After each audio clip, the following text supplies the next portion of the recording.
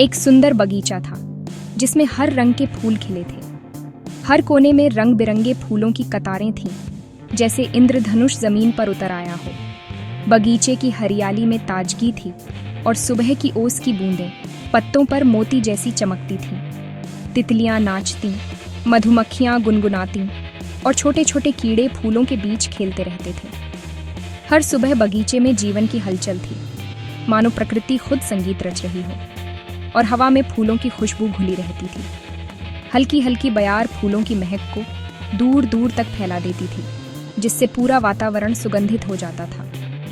बगीचे के बीचों बीच एक गहरा लाल गुलाब था, शान। वह गुलाब बाकी फूलों से अलग और खास दिखता था। उसे अपनी सुंदरता पर बहुत गर्व था। वह हमेशा सीधा और आत्मविश्वास से भरा खड़ा रहता था, जैसे सबका ध्यान अपनी ओर खींचना चाहता हो।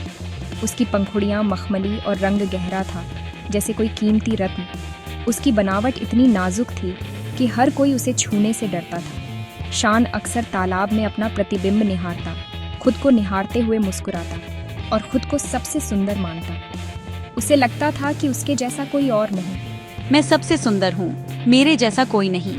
मेरी खुशबू सबसे मीठी है, मेरी पंखुड़ियाँ सबसे कोमल हैं। मैं इस बगीचे का राजा हूँ, सब फूल मेरी बराबरी नहीं कर सकते। शान को लगता था कि उसकी सुंदरता ही उसकी सबसे बड़ी ताकत है, और इसी वजह से सब उसे पसंद करते हैं और बाकी फूल उससे कमतर हैं। वह खुद को सबसे ऊपर समझता था। तितलियां और मधुमक्खियां उसकी तारीफ करती, जिससे उसका घमंड और बढ़ जाता था।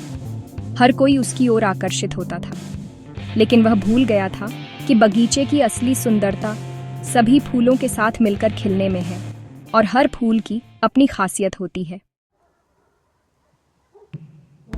एक दिन पीले गेंदे हंसमुख ने शान से कहा, नमस्ते शान, आज तुम बहुत सुंदर लग रहे हो।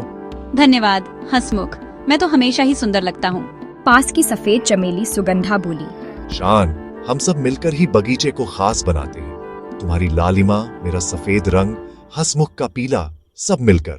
लेकिन सबसे ज्यादा ध्यान तो मुझ पर ही जाता है। एक दिन बगीचे में एक हरा कीड़ा आ गया जो फूलों को नुकसान पहुंचाता था। सब घबरा गए। कीड़ा शान के पास पहुंचा। शान डर गया, अगर मेरी पंखुड़ियां खराब हो गईं तो। कोई मेरी मदद करो, ये कीड़ा मुझे खा जाएगा। हंसमुख, सुगंधा और प्रभा ने मिलकर बगीचे की रक्षक चिड़िया को बुलाने का फैसला किया। वे सब जोर जोर से हिलने लगे ताकि चिड़िया का ध्यान जाए। चिड़िया आई, कीड़े को पकड़ा और उड़ गई। शान बच गया, लेकिन अब उसमें घमंड नहीं, कृतज्ञता थी। शान ने देखा कि जिन फूलों को वह कम समझता था, वही उसकी मदद के लिए आगे आए। पहले शान को लगता था कि वह सबसे सुंदर और खास है, लेकिन आज जब उसे मुश्किल आई, तो वही फूल जिनकी वह कद्र नहीं करता था, उसके सबसे बड़े सहारे बन गए। यह देखकर शान को बहुत हैरानी हुई और उसका दिल भर आया। धन्यवाद दोस्तों, मैंने हमेशा खुद को सबसे अच्छा समझा, लेकिन आज आप सबने मेरी मदद की। मुझे अब समझ आया कि सच्ची खूबसूरती दूसरों की मदद करने में और दिल से जुड़े रहने में है। आप सबने मुझे सिखाया कि घमंड से कुछ नहीं मिलता, बल्कि दोस्ती और दया से ही जीवन में खुशियां आती हैं। शान को एहसास हुआ कि असली ताकत दोस्ती और एकता में है। जब सभी फूल एक साथ आए तो बगिया और भी सुंदर लगने लगी। शान ने पहली बार महसूस किया कि अकेले रहना अच्छा नहीं, बल्कि सबके साथ मिलकर रहना ही असली खुशी है। कोई बात नहीं शान, दोस्त मुसीबत में ही काम आते हैं। हम सब एक दूसरे के बिना अधूरे हैं। जब हम साथ होते हैं तो हर मुश्किल आसान हो जाती है। असली सुंदरता मन की होती है, दयालुता और विनम्रता से। जब हम दूसरों की मदद करते हैं और विनम्र रहते हैं, तभी हम सच में सुंदर बनते हैं। शान ने पहली बार खुले दिल से अपने दोस्तों की बातें मानी।